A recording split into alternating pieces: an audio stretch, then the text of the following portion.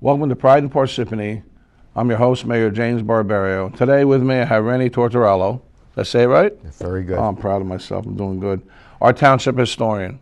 So welcome on the show, Rennie. It's good to have you. My pleasure. Okay, tell us a little bit about yourself and why you're so knowledgeable in the history of Parsippany and how did this all come about? Well, I read a lot.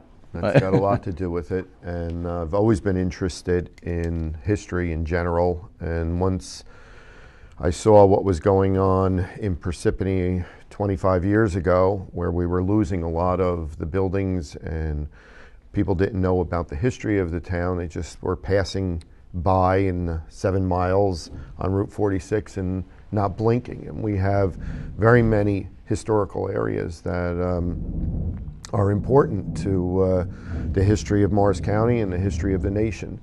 It all starts up in here. I was interested in history, but never so much that I went to college for it or anything. I just always liked to read. And as time went on, I started meeting other people, Fran Kaminsky being one of them, who was on the Parsippany Historical Society.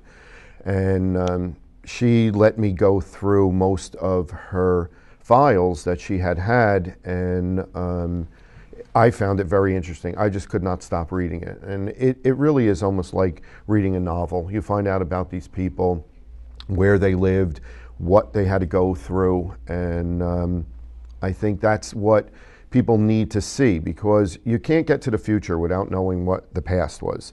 And I enjoy it, so when people ask, it gives me the wherewithal to go back and look and see and do some research and all.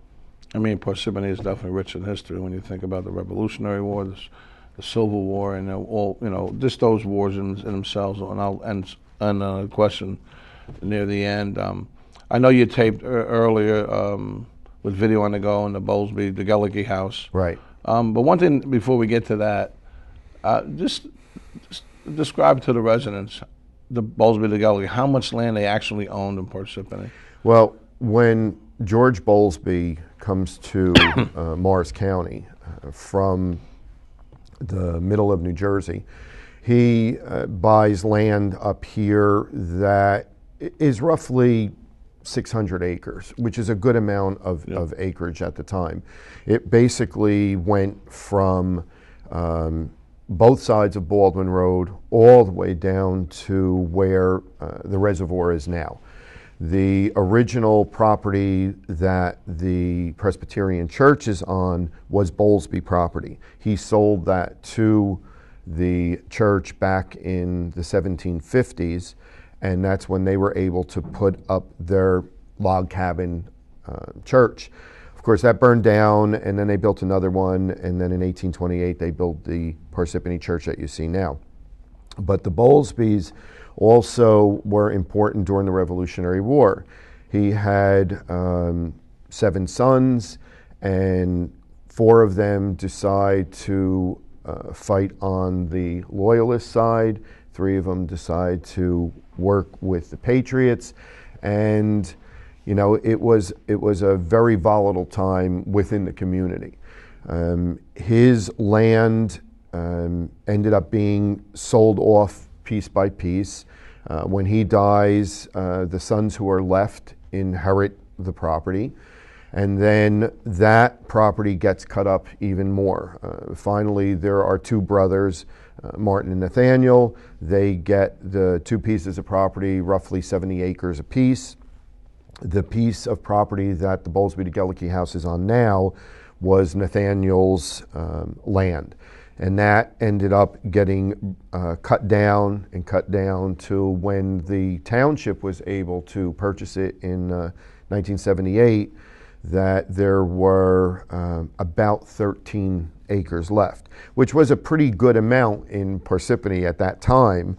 And then, of course, we were able to take some of that property and build a daycare center, which was needed at the time, and still be able to have the building in situ. Now, where the high school sits, was that part of that property as well? Yes, as a matter of fact, that it went all the way down to past where the high school would have been, and then of course that was sold off, and that was the Fallett farm later on, dairy farm. So that was a pretty large farm, and of course then that was all sold off to the township for the high school. Now, when did we acquire the house? 1978.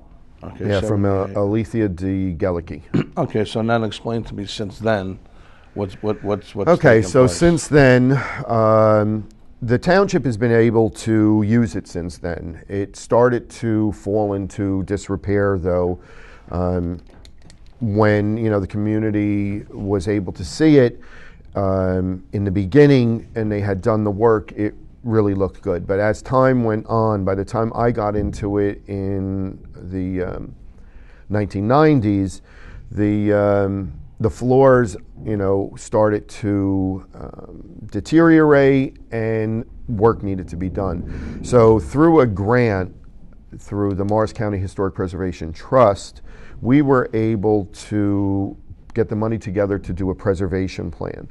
So that preservation plan was done in 2004. And basically what it explained was everything that needed to be done on the house from beginning to end. It was done in stages. First we did the exterior of the building. What really needed to be done was support beams that had started to deteriorate, needed to be replaced. The decision was made to use 3 steel I-beams onto the existing foundation. So basically the building was completely lifted off of its foundation. The foundation was completely repaired down to the color of the mortar that matched the original mortar. The I-beams were all put in, a concrete floor had been poured underneath there. The building was dropped back down on its foundation again. And now we were able to take the building and start really doing the repair work on it. I mean, now that it had been structurally sound, we were able to go through the research and find out what had really been done to the building to change it, and we were able to go back to a certain period of time. When you're doing this type of work, you have to pick a time period to go to. And there had been additions put on that building. Originally, that building is basically half the size. And then when Nathaniel inherits it, he puts the right side facing addition onto it for his family. And then that's in 1819. He lives there now for the next 30 years, passes away, and then his daughter inherits the property with her husband, who actually buys the property from the estate. And they take the house, and they are into the Greek Revival period at that point. So they want to make it look like it's a much wealthier home. So they add the porch that's on the front, the entablature that surrounds the door with the side lights and the new door. They change the windows. They give it a much newer appearance. And what we ended up doing was putting back a wood shingled roof, which would give you the idea of what it could have been at the time. We've painted it in the 1880s color, even though our period of significance for interior is the mid-19th century, that 1850, 1860 period. The outside had been painted white basically before that, and it was painted white all the way till the time that we did the restoration. So the architects and I felt that it would be a good idea to give it a little bit of a different look than everybody had been used to, so we painted it into the colors that you see today. Now, interior-wise, you could have shook hands to somebody in the basement through the floorboards because there were so many cracks and openings. So that was one of the main things that needed to be done. And they actually used Dutchman's to add to the floorboards and make it safe and appear like it would have been in the original period when Sarah Bowlsby Cobb was living there. They took the interior panels underneath the windows, redid everything. made it a much more Greek Revival look. They changed the fireplace with the Greek Revival surround. And what we found during the research was that the wood molding that had been painted for so many years was now taken in that 1849 period and faux grained to look like wood. At that point, it was more expensive to actually paint it to look like wood than it would have been to replace it. But that kind of showed that they had money and that they were interested in the style. So when we were able to do the research and the architects found out about that, that was a good idea to go back to. So that's the way you see it now, where the graining has all been done, and it gives you that look of an older home as compared to it being painted. But the first floor that was taken care of during that restoration houses the living room and a back room, and we have it furnished also in that 1850 period. I do historical restoration and design, and we were able to find enough objects and furniture to put into the house through the Parsippany Historical and Preservation Society. The society owned a lot of pieces that had been given to us from people in the community, some of the pieces actually from the house, and we were able to now take it and put it back in. So you do have new arrangement of the furniture. There's no way to know how they really used it. We do have Tunis Cobb's book when he passed away and what was actually in the house, so we've been able to play with that a little and get an idea.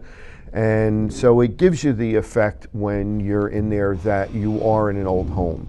The right side of the living room has the dining room area, which we've chosen to use as a display area. So that's a more modernized area with new display cases, and in this way you can get an idea through these different displays of what had been going on in the house and also within the community. And of course behind there is the kitchen, which is more or less set up in the 1850 to 1880 period.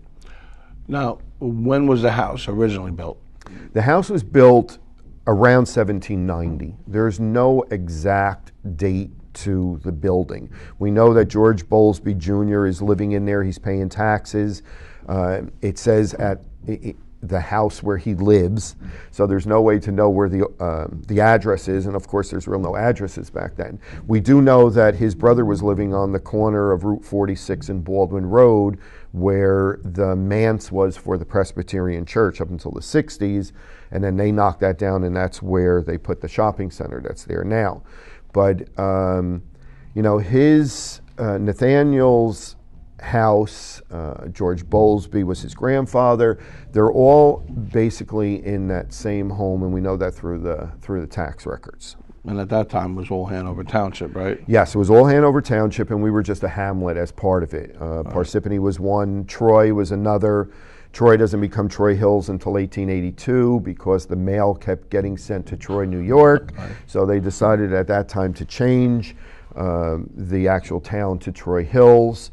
But that is one of the oldest communities in the township. And for another show, when we go on, I do want to talk about how Parsippany became Parsippany. Oh yeah, we'll do a show like that because that'll be very informational for our viewers. Because even to this day, even on the mayor of Parsippany, I'm still thinking, wow, Hanover Township must have been really big at one point.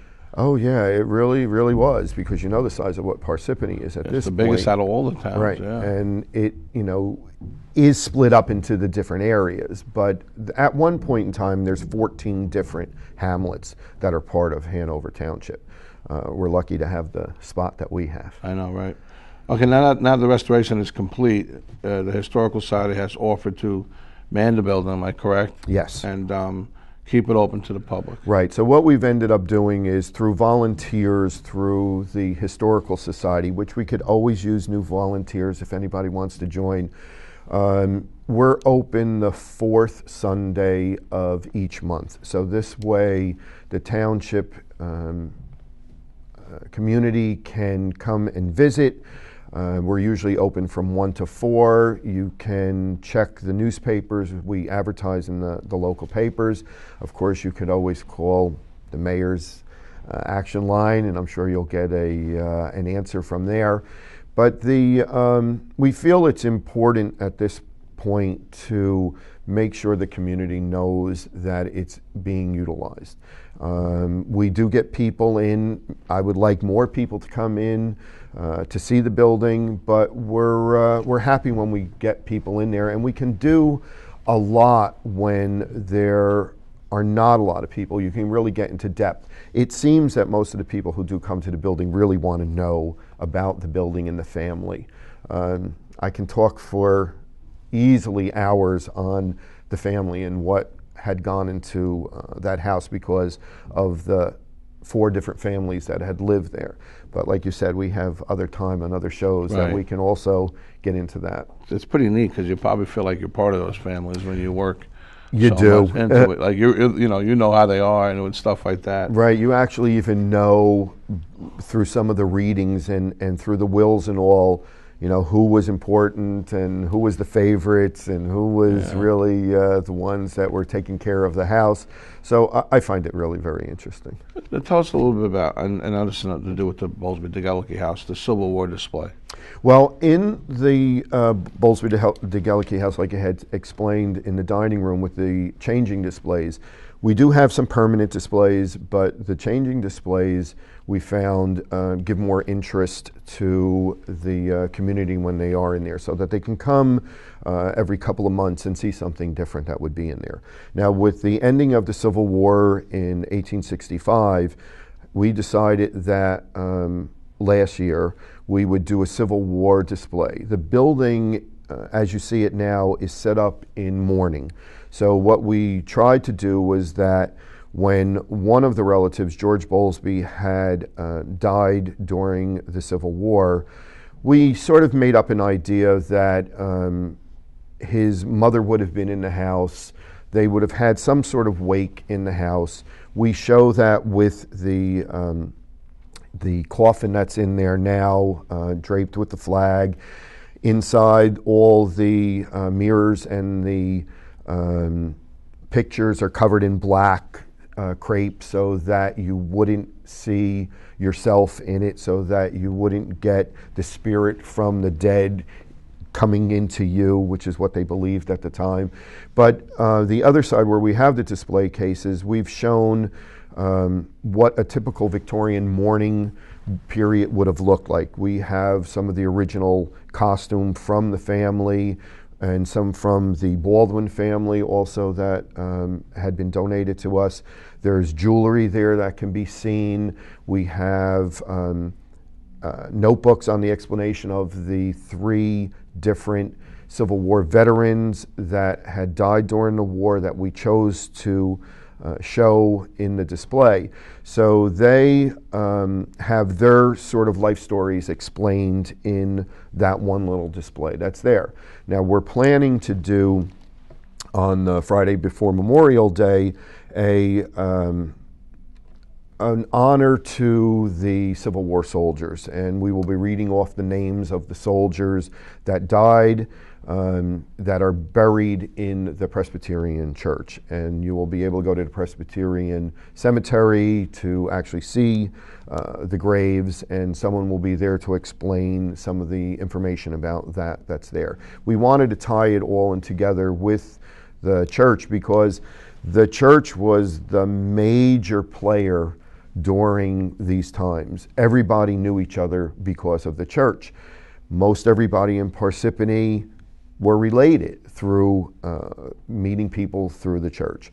So we felt that that was an important part to bring into it, so that you can go there and you can see what we've put together for the Civil War display. And that will end after Memorial Day, and then we'll start with something else that the society kind of decides together.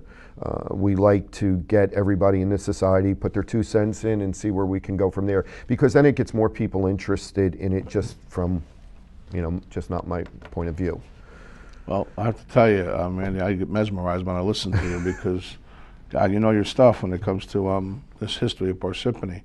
I want to thank you for being on the show today. We're going to have you back, of course, because I really want to get into how Parsippany became Parsippany. Sure. I mean, and I know we discussed that in several other times, but not in depth.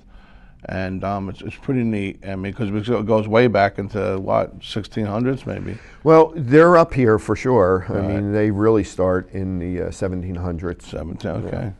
So anyway, thank you for being on the show today, and thank you once again for tuning in to Pride in Parsippany. And I will be back with Randy, and we'll get to learn a little bit more about Parsippany. Thank you, and God bless you all.